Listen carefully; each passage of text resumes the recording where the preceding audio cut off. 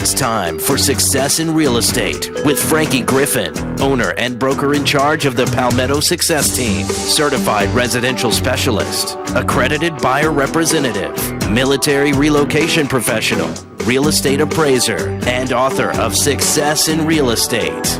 If you are interested in buying or selling a home, investing in real estate, or having your home appraised, you will enjoy Success in Real Estate.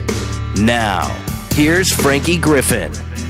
All right, good morning, everybody. Welcome to Success in Real Estate. I'm Frankie Griffin, broker in charge and appraiser, and got a very interesting show lined up this morning, I think. And, you know, one of the things that truly impact property value a lot it is crime. You know, you get into certain areas of town or city, or even out of town, if, you know, obviously if there's crime or fear of crime in certain areas, that's going to have a significant negative impact on property value. So this is sort of going to be the topic of what I want to talk about today. And in fact, I'm going to have a very special guest in studio. Not here right this second, but I understand he is en route and should be walking in the door any minute.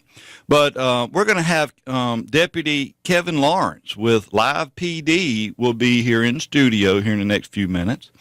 And if you have any questions for Deputy Lawence, love to hear from you. The number here in studio is 799-8255. Again, now the area code's 803-799-8255. And, you know, some of the things we want to talk about with Deputy Lawence is, you know, a lot of neighborhoods have like a neighborhood crime watch, and just curious to know, you know, how effective is that, and what does it take to put something like together? Is it worth your while as a homeowner to have a neighborhood crime watch? And those are some of the things we want to talk about. Because we want to make sure our property values are going up. And, you know, because real estate, if you own real estate, that's typically going to be the largest investment you're going to own. And we want to protect that. We want to protect the value and make sure it continues to go up. And, you know, the obvious things like doing maintenance on the house, keeping up with repairs and things like that, that always helps. But, you know, there's a couple types of depreciation that you need to be aware of as a homeowner. One is what we call a functional obsolescence, and obsolescence is just another word for depreciation. But functional obsolescence just means there's something about your property that may have been perfectly fine when it was originally built, but it's just not very practical today. It's not what your typical home buyer is going to be looking for. Maybe it's outdated or whatever. And, you know, but those are things that can be cured. You can certainly fix those things without any problem whatsoever. And then the other thing is something we call external obsolescence, which means there are things external to your property that will create depreciation, and those things you can typically do nothing about. And obviously one of the big issues when it comes to external depreciation is crime, things that go on around the neighborhood, around your property that sometimes you feel like you can't control, but maybe there are some things we can do. And that's why we've invited Deputy Lawence is actually in studio with us this morning. How you doing this morning, Deputy? Good morning, sir. How you doing? Oh, it's a pleasure to have you in studio. And we've been talking all about you for the last 3 or 4 minutes. Hopefully good. Yeah, oh, yes. It's always good. And, you know, I want to start out by just thank you for what you do, because it's incredible. And not because of necessarily Live PD, where now you've become very, very well known. Can you go anywhere in the city and not be recognized? I was pumping gas in my personal car the other day, and I had on a Gamecock fatigue hat. Nobody recognized who I was.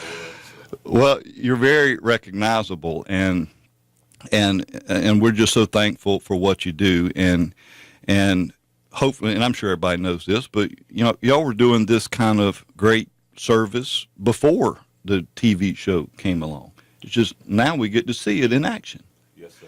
And that's incredible. Well, here's what I wanted to talk about. And by the way, if anybody has any questions for Deputy Lawrence, feel free to call in. The number 799-8255. Again, 799-8255. And one of the things I wanted to really touch on, a lot of neighborhoods will have a neighborhood crime watch. How does the sheriff's department work with the neighborhoods to do that, or how does that work? Richland County is split up into 8 different regions. Each region has a CAT team, a community action team member. I work Region 8, Eastover, Hopkins, and Gadsden, in the rural part of the county, out to the Sumter County line and Calhoun County line. We have community meetings on a monthly basis for each community. I have 4 communities. We meet monthly discussing the problems that we're having, the issues that we're going to solve, anything that can be handled over a matter of time, such as car break-ins, burglaries, prostitution, bootleg houses, anything that you can think of. And people call us with the complaints, and it's our job as community action team members to follow up with the complaint, whether it's to get with another division within the sheriff's department, narcotics, aviation, marine, and solve those problems to make those community members feel safe in their community. That's awesome. And so different areas of town will have a different deputy? Yes, different areas of town have different deputies. We try to do it, and we try to match it with the deputies that are familiar with that area. Because to be on this team, you have to work the road for some amount of time, and after working the road and you're familiar with your area, you can put in, and the sheriff makes the ultimate decision as to whether you're qualified to be on the community action team. Well, and maybe on the other side of the break, I do want to get into what those qualifications, how to get, like homeowners involved and stuff like that. Because, do you see, is it common for a lot of neighborhoods to put together like a crime watch and monitor? Fortunately, Richland County is one of the few counties in the nation where we have a community action team. You look at all the things that are going on across the nation as far as law enforcement and the community. It's not our job to go out and necessarily beat the bushes every day, as we call it, lock people up and chase people. Now, you do see it on a national level now on Fridays, but for the most part, our job is to educate the communities and become liaisons with the communities, go to back-to-school events, and become that bridge from the community and law enforcement and let them know that we're not all out here to arrest people every day. We're not all out here to get car chases. We want to be a part of your family, because if it's a problem in your community and I'm your community team member, it's my problem to solve it and make you feel safe at home. Well, and I got to tell you, and you just sort of reminded me of this, but you've got extraordinary patience. I have. I wish I could say I could be as patient as you are, and that's. I would think that would be something that would be very necessary to be in the occupation you're in. But we're going to talk some more about this. We do have to take our first break, and love to hear from you if you have any questions for Deputy Lawrence. Number to call, 799-8255. Be right back with more Success in Real Estate.